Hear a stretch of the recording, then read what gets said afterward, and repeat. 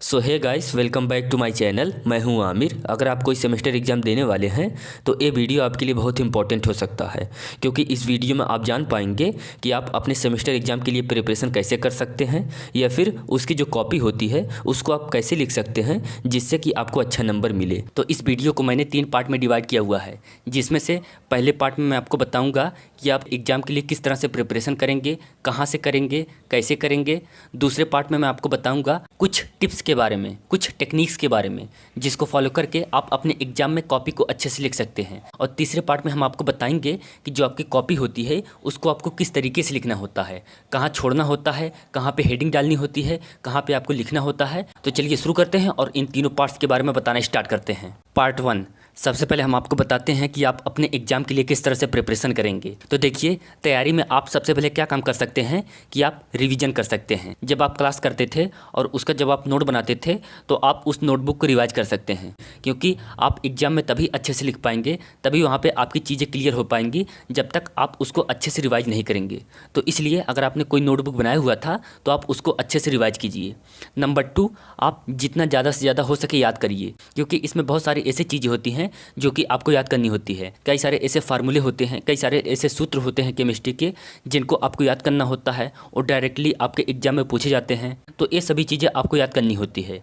तो आप इन बचे हुए दिन में जितना ज़्यादा से ज़्यादा हो सकता है आप याद करिए। फिर उसके बाद आप जो भी पढ़ रहे हैं उसको आप सिलेबस वाइज ही पढ़िए। बहुत सारे ऐसे स्टूडेंट होते हैं जो कि एक्स्ट्रा पढ़ते जाते हैं, वो देखते ही नहीं हैं कि जो वो पढ़ रहे हैं वो उनके एग्ज़ाम में आएगा भी या नहीं, वो ऐसा चेक नहीं करते हैं। और इसलिए चेक ना करने के कारण उनका जो प्रिपरेशन होता है वो सही से नहीं हो पाता है, उनकी तैयारी अच्छे से नहीं हो पाती है। वो पढ़ तो लेते हैं लेकिन वो उनके एग्ज़ाम में आता नहीं है, क्योंकि वो सिलेबस वाइज नहीं होता है।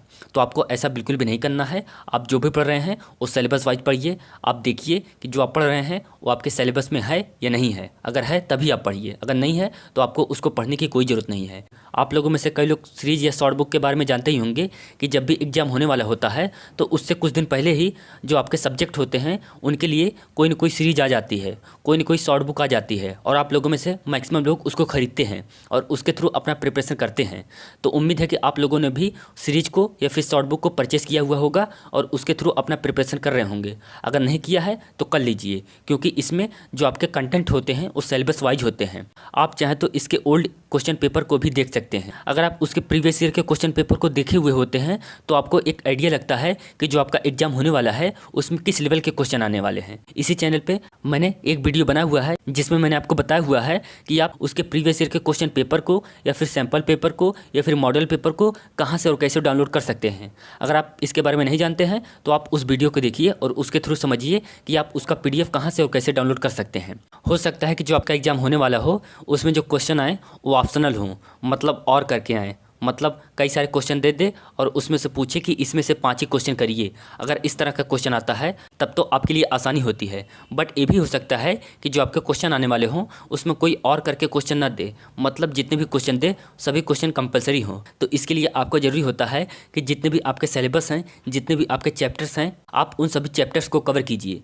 तो इस बचे हुए टाइम में जितने भी चैप्टर्स आपके हैं किसी सब्जेक्ट के लिए, आप हर एक चैप्टर को पढ़िए। इसमें आप जितना ज़्यादा चैप्टर हो सकता है उसको आप कवर कीजिए, क्योंकि जब आपका एग्जाम होता है उसमें अगर आप थोड़ा बहुत भी किसी क्वेश्चन के बारे में जानते हैं तो आप उसको बना के कर ले जाते हैं। तो चलिए अब हम आपको पार्ट 2 के बारे में बताते हैं। पार्ट 2 में क्या है कि इसमें हम आपको कुछ ऐसे टिप्स के बारे में बताएंगे, कुछ ऐसे टेक्निक्स के बारे में बताएंगे जिनको फॉलो करके आप अपने एग्जाम को अच्छे से दे सकते हैं और उसमें अच्छे से अच्छा नंबर ला सकते हैं। देखिए, पार्ट 2 में जो पहला पॉइंट है उसमें ये है कि आपके जितने भी क्वेश्चन करने होते हैं हर एक क्वेश्चन को आप अटेम्प्ट करेंगे। मतलब ऐसा नहीं है कि आप उसमें से कोई क्वेश्चन छोड़ देंगे, आपको ऐसा बिल्कुल भी नहीं करना है। मान लीजिए कि जो आपका क्वेश्चन पेपर आता है आपके किसी एक सब्जेक्ट के लिए, मान लीजिए कि उसमें 10 क्वेश्चन है और उसमें बोला है कि 10 के 10 क्वेश्चन को आपको करने के लिए बोला है। तो आप क्या काम करेंगे कि आप हर एक क्वेश्चन को अटेम्प्ट करेंगे, हर एक क्वेश्चन को कंप्लीट करेंगे। ऐसा नहीं है कि आप किसी क्वेश्चन को छोड़ देंगे। बहुत से ऐसे केसेस देखे जाते हैं कि स्टूडेंट जब क्वेश्चन करना स्टार्ट करते हैं तो जो शुरू के क्वेश्चन होते हैं उस पर ज़्यादा टाइम देते हैं और जो बाकी के पीछे के क्वेश्चन होते हैं वो उस पर कम टाइम दे पाते हैं, जिसकी वजह से बहुत सारे ऐसे क्वेश्चन होते हैं लास्ट के 2-3 क्वेश्चन वो छूट जाते हैं। तो आपके साथ ऐसा नहीं होना चाहिए। जितने भी क्वेश्चन दिए हुए हैं उसको आप अच्छे से करिए, हर एक क्वेश्चन को करिए। आप गलत ही लिखिए, थोड़ा ही लिखिए, बट हर एक क्वेश्चन अटेम्प्ट कीजिए, हर एक क्वेश्चन करिए। इसमें आप टाइम का बहुत ध्यान रखेंगे, क्योंकि कई बार ऐसा होता है कि स्टूडेंट के कुछ क्वेश्चन छूट जाते हैं, 2-3 क्वेश्चन छूट ही जाते हैं। तो आपको ऐसा बिल्कुल भी नहीं करना है। आप अपने टाइम को बहुत अच्छे से मैनेज करेंगे। हर एक क्वेश्चन को आपको बराबर बराबर टाइम देना है, क्योंकि जब आप शुरू में क्वेश्चन करना स्टार्ट करते हैं तो कई बार ऐसा होता है, मेरे साथ भी ऐसा होता है, मैं सेमेस्टर एग्जाम देता हूँ तो मेरे साथ भी ऐसा होता है कि जो पहला क्वेश्चन होता है उसमें बहुत ज़्यादा टाइम बर्बाद होता है। तो इसके लिए आपको क्या काम करना है कि आपको अपने एग्जामिनेशन हॉल में एक घड़ी अपने साथ रखनी है। आप एक घड़ी अपने साथ लेके जाएंगे और उसके हिसाब से टाइम को मैनेज करते हुए आप हर एक क्वेश्चन को कंप्लीट करेंगे। जैसा कि कई बार ऐसा होता है कि आपका प्रिपरेशन उतने अच्छे से नहीं हो पाता है।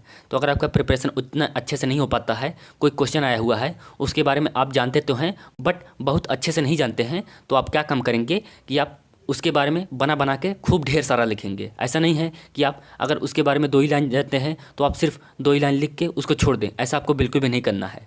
आप उसको बना बना के जितना ज़्यादा ज़्यादा हो सकता है उसमें आप लिखेंगे, क्योंकि जितनी ज़्यादा आप कॉपी भरेंगे उतनी ही अच्छे से आपको नंबर मिलेगा। और आप अपने एग्जामिनेशन हॉल में कोई भी पर्ची या फिर कोई भी चीट नहीं लेके जाएंगे। आपको वहाँ पे चीट नहीं करना है, क्योंकि अगर आप चीट करते हुए पकड़े गए तो आपका बहुत प्रॉब्लम हो सकती है, आपको सस्पेंड किया जा सकता है।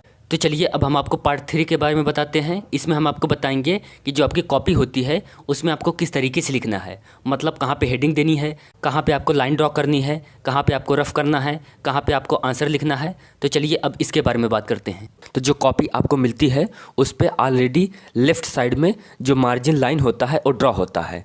तो आप चाहें तो राइट साइड में उसका मार्जिन लाइन ड्रॉ कर सकते हैं और उसको रफ वर्क के लिए यूज कर सकते हैं और बीच में अपना कंटेंट लिख सकते हैं। तो इसमें आपको क्या काम करना है कि इसमें जो आपको कॉपी लिखनी है अपनी सेमेस्टर एग्जाम के लिए, उसमें सिर्फ और सिर्फ आपको 2 पेन का यूज़ करना है। Number 1 blue, number 2 black. इन्हीं 2 पेन की यूज़ से आपको अपनी कॉपी को लिखना है। जो आप अपना आंसर नंबर लिखते हैं उसको आप ब्लैक पेन से लिखेंगे और उसको मिडल टॉप में लिखेंगे, मतलब ऊपर मिडल में, कॉपी के मिडल में ऊपर उसको आपको लिखना है और उसके नीचे आपको अंडरलाइन भी कर देना है। इसी तरह से आपको जो डेफिनेशन लिखना है या फिर जो आप कुछ उसमें और भी लिखते हैं, हेडिंग लिखते हैं, कोई और पॉइंट लिखते हैं, ये सभी चीज़ें आपको लेफ़्ट साइड में करनी है। लेफ़्ट साइड में करने के बाद उसको एक लाइन छोड़ के दूसरे लाइन से आपको उसका कंटेंट लिखना स्टार्ट कर देना है। मान लीजिए आप कोई ऐसा क्वेश्चन कर रहे हैं जिसमें कि उस क्वेश्चन के कई टाइप हैं और उसके हर एक टाइप को एक्सप्लेन भी करना है। तो उसमें आपको क्या काम करना है कि पहले हर एक टाइप को मेंशन करना है, फिर फर्दर उसके बाद हर एक टाइप को डिस्क्राइब करना है। इसको सबसे पहले वहाँ पे मेंशन कर देंगे, फिर उसके बाद एक एक टाइप को उठा के इसको आप नीचे डिस्क्राइब करते चले जाएंगे। ऐसा नहीं है कि आप बिना मेंशन किए डिस्क्राइब कर देंगे, ऐसा आपको नहीं करना है, क्योंकि जो एग्जामिनर होते हैं उनके पास टाइम नहीं होती है आपका पूरा कंटेंट देखने के लिए। कई बार ऐसा भी होता है कि वो सिर्फ आपके टाइप देख के ही आपको नंबर दे देते हैं। तो आपको एक जगह पे सबसे पहले आपको उसके टाइप को मेंशन कर देना है। जैसा कि एक वीडियो में मैंने आपको बताया हुआ था कि जो भी आप पैराग्राफ लिखते हैं उसको आप बहुत लंबा चौड़ा पैराग्राफ मत लिखिए, क्योंकि इतना लंबा चौड़ा पैराग्राफ कोई देखने नहीं जाता है, कोई भी एग्जामिनर उसको नहीं दिखता है। उसको आप पॉइंट पॉइंट में उसको डिवाइड कर करके थोड़ा थोड़ा पोर्शन कर करके सब पैराग्राफ में उसको आप लिखिए।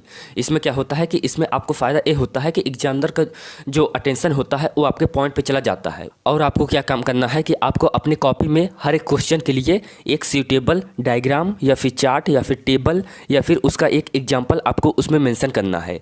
ये सभी चीज़ें जब आप उसमें लिखेंगे, ये सभी चीज़ें जब आप उसमें मेंशन करेंगे, तब जाके उस क्वेश्चन का, उस आंसर का इम्पैक्ट एग्जामिनर पे पड़ता है, उसकी वैल्यू बढ़ जाती है और उस पर आपको नंबर भी ज़्यादा मिलते हैं। और अगर आपको कुछ उसमें रफ करना है, जो भी आप आंसर लिख रहे हैं, जो भी आप क्वेश्चन कर रहे हैं, उसका कुछ अगर आपको रफ करना है तो उसको आप चाहे तो जो आपकी कॉपी होती है उसके सबसे लास्ट पेज पे, सबसे आखिर पेज पे आप रफ वर्क कर सकते हैं। करने के बाद उसको आप क्रॉस करके उसको काट देंगे और ऊपर लिख देंगे कि रफ वर्क।